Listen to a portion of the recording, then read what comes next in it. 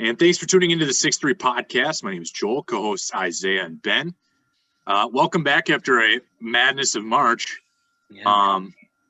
Guys, Oral Roberts is still in it. Ohio won the first round. I mean, Loyola-Chicago is still on with Sister Jean. Crazy things have happened. And I know there's millions of brackets that have been submitted, but none of them predicted this Sweet 16. Correct. The odds of getting a perfect bracket are 1 in 9.2 quintillion. So fight those odds. Yeah. That's why Warren Buffett isn't afraid of giving you $1 million. Honestly, if you have more than half You did pretty of good. the teams remaining, I think you're doing really good. Like I have you're good 6 and or you're lucky. 7. Yeah, it's seldom talent that wins you these things. I Right. feel. Right. But I did want to pull up some of our old one here and take a look at. We had a pretty good first round. Yeah, I mean, enjoy this first round right here, guys. I mean, we have whole left side is looking pretty smooth. Yep. Except for this one Colorado-Georgetown game, and that Abilene Christian beat Texas in the last game of the first round. Sure. Texas is back. Yeah, Officially. we weren't as strong on the right side as you can tell. Yep. But we only missed, what is that? 1, 2, 3, 4, 5, think- 6, 7? I think we went 25-7, so that's not too shabby. Yep. Good. But yeah, obviously Illinois taking the early exit Mhm. after destroying Drexel, and Loyola-Chicago and Sister Jean. Their defense dominated Io and Oh, yeah. Yeah. Well, we can talk about it, but yeah, that was a complete. Just we can't talk about it. We will talk about it. Why is our team that we picked to win it all not there? Why is Loyola ahead of them? Cameron Krutwig, right? The truth. Yes, but just never. We'll talk about it in a minute once we get into the games. But yeah, Okay. Well, then, obviously, Michigan is the only Big Ten team left, so that's, for Homer's sake, that's a good feel. But obviously, we were all hyped up on, well, the Big Ten is battle tested, but turns out they were butt crack. so I have a theory. And I'm sure I share the same theory with a lot of people, but like the problem with the Big Ten is they're so heavily like most teams, all but like maybe like Maryland and like Nebraska, but they don't count because they won like 8 games this year, but are so heavily like play through the post reliant, right? So like Iowa, like so the Garza centric. Illinois was all about just throwing the ball into Kofi Coburn, and they didn't need to be, right? But I think that's the problem with the Big Ten is they're so heavily reliant on playing out of the post. And Michigan relies on it too, but they've got other things they can do. That in the big, in March Madness and everything, when you're playing these teams from other conferences that don't do that, you're at a mismatch because it's so hard to have these big dudes guarding on the perimeter and guarding out of the high post. And you saw, in the Illinois game, like Kofi Coburn could not defend anything that was being thrown out there. They threw the ball. I think they threw the ball to the high post to initiate their offense, or Loyola did, like probably 95% of their possessions. And Coburn wanted no part of coming out to guard Krutwig out there, and it just made everything so much easier for them. And it's an inefficient way to play offense, running it through the post. Like it's like the most efficient. It's studied. The most efficient way to play offense is how the NBA does it. You want to shoot threes and you want to shoot layups, threes and layups and dunks, and you don't want to shoot very many mid-range shots.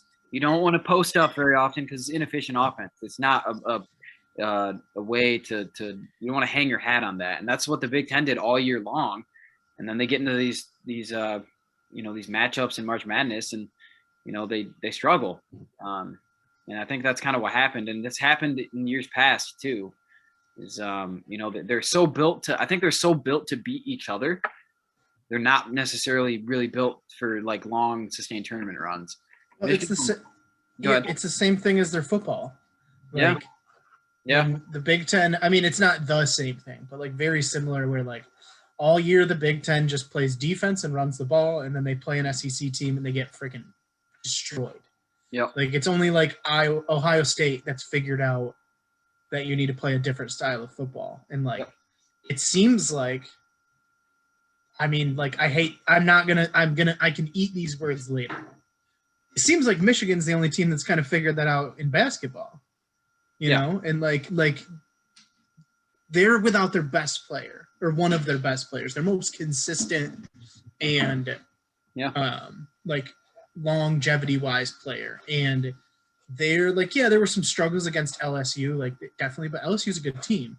Yeah. Will Wade pays his players a lot so that they're good. So yes, he does. Like, so just like, it looks like none of these other teams like figured that out. And like, it kind of speaks to the death. You're seeing it in the NBA, like you said, Ben. Like the 5 position is dying. At least playing through the 5. The traditional 5, but the stretch 5. To be able to do it, you either have to have a great supporting cast or like a generational talent. Like to play through the 5 and play through the post, you need like Joel Embiid. Yeah. And that's pretty much it. Because like any other big man that's worth a crap in the NBA is like does things differently. Like Nikola Jokic is so good because he's not playing through the post. Like he's fishing. He's doing a lot of other things. Same with like even Giannis. Like Giannis for Giannis to be good and continue to be good, what has he started doing? Taking jump shots. Yep. In the past few years, he started to shoot the 3, even if he's not going to make everyone. Like he knows that has to be part of his game. So even like Embiid started to add like the stretch game to his game a little bit more. And like, he's definitely still a basket player. I would definitely say that, but like, he's not like he's more involved in the pick and roll. Like he's more involved in on the perimeter than ever before because it's more efficient way to run offense. 3 is more than 2. So all these Big Ten teams are trying to take Andre Drummond and make him score like 40 points. And it's like, dude, that's not how you win games. Right. But that's interesting because we also said like Luka Garza, obviously one of the best players in college basketball, specifically in this March. And we believe that maybe he's not going to be a upper echelon NBA player. No. But he's a stretch 5 to big man. Stretch 5, but he's too slow. You got to be able to. He's way slow.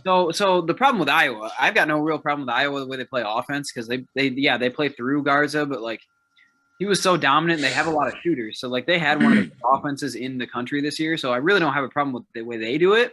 But everybody knew that was how Iowa was going to lose their season this year. Mm-hmm. They were going to give up 95 points to a team, and they're still going to score like 80, but they're not going to play any defense because defense was pretty optional for them most of the year. So I was getting 95 points to Oregon. Yeah. Now Oregon did get lucky. They got essentially what amounted to a bye in their first round game because VCU got COVID. But but still, it was just they were just hitting but they were hot. They weren't missing shots either. It just seemed like everything was working for them. No, but Iowa just doesn't play defense. So you knew that was going to happen eventually to them at some point. Because they just try to outscore everybody. And even against, they gave up 74 to Grand Canyon. Like, that was kind of a game for a lot of that game. So, I don't know.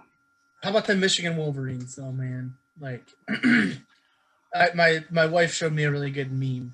It was a mother raccoon with like 10 baby raccoons on its back, and Michigan was the mother, and I thought it was the a other possum. teams were possum, raccoon, whatever it was. Like, they're like, especially that LSU game, like you said, there's times where they didn't look like they'd make it, but they're still here. They are playing. I think they can we'll get to it. I think they have a chance against FSU. I don't think they have much of a chance against Alabama. Alabama is a very tough team to match up with them, but like, the 2 things that nobody thought would happen to the tournament, Big Ten would suck and the Pac-12 would dominate. Yeah. The Pac-12 had a lot of matchups that favored them for sure. I didn't really expect UCLA to push their way to the Sweet 16. That's the one that really didn't make sense. But on the Michigan thing, LSU was making a lot of tough shots early. And I think that kind of Cam Thomas didn't miss his first 6 shots. And he was just shooting over people, step back, fadeaways. And what happened is, Michigan just said, all right, you're not going to keep making all of those all game long. So, eventually they stopped falling, and that kind of changed the game. I think Michigan, the more I look at it, I think they match up better with Florida State than I really thought. Florida State's much taller than LSU. Florida State is the tallest average height team in the entire country. They average like 6'7", which is crazy. They've got a couple 7-footers. Their point guard's 6'9", and he comes off the bench. I just think what was encouraging specifically about Michigan though is like they proved in that game that they can change their style any way they need to try to win. Like they played a completely different game. They played LSU's game too for the most part, and they also faced ridiculous calls. Like there were just some bad calls. I mean, there were several on both sides, but I felt like Michigan really got the brunt of the most. Yeah, and I don't know.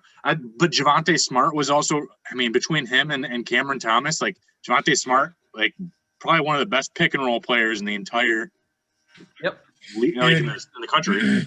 You're giving me some PTSD, Joel. That announcer was terrible, and that's all he said. He said it like 5 times. He said that like 6 times in a row, and I was just like, dude. Like, and he was just yelling the whole time. Like, I don't know. He was excited, dude. It was round 2. But dude, he was just yelling. He was just yelling. He was like 2 octaves higher than anybody else. Yeah. And it was like, dude. And the play-by-play guy had a very nice voice, but this guy was just like.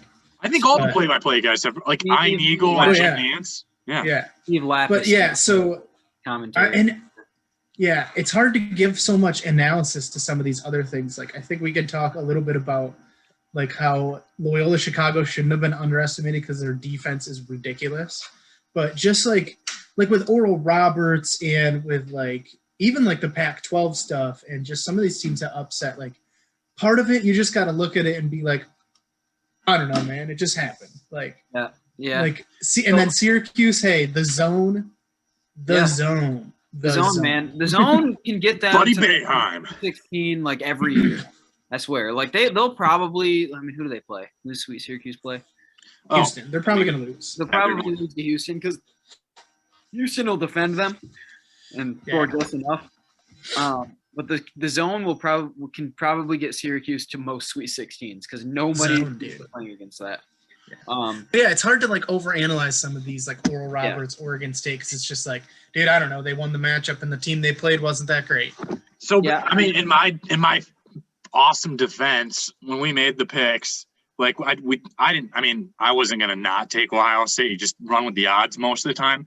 But like when we were making picks, like you guys were like Ohio State, and I'm like, well, Oral Roberts is 2 really good players, and Ohio State's probably tired from all the overtime games they played in the Big Ten tournament. True.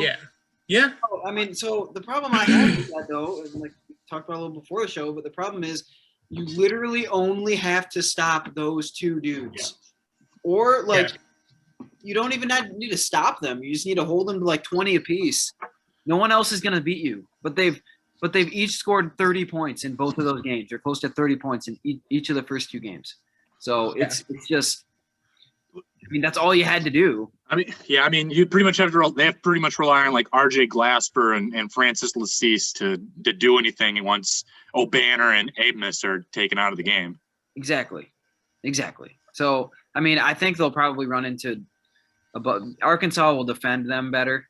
That's what's going to happen. Because if you think about it, I mean, it actually worked out for Oral Roberts, though. I mean, Ohio State is at best, mediocre defensive team most of the year, and Florida wasn't great either. And, I mean, Oral Roberts can score. So, the game, especially early rounds and pretty much the whole tournament, it's all matchup-centric. It's all about who you match up with better. Like, no one really matches up great against the Syracuse zone. That's why the zone works, and that's why – until you just can flat out defend against Syracuse, like you're probably going to struggle against a team like that. Yeah, dude, all you got to do is stuff Buddy Boeheim in a locker.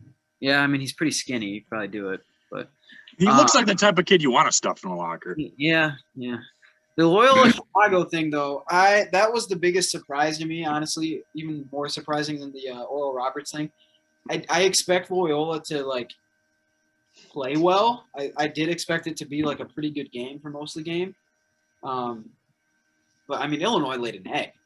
Mm-hmm. Oh yeah. Terrible.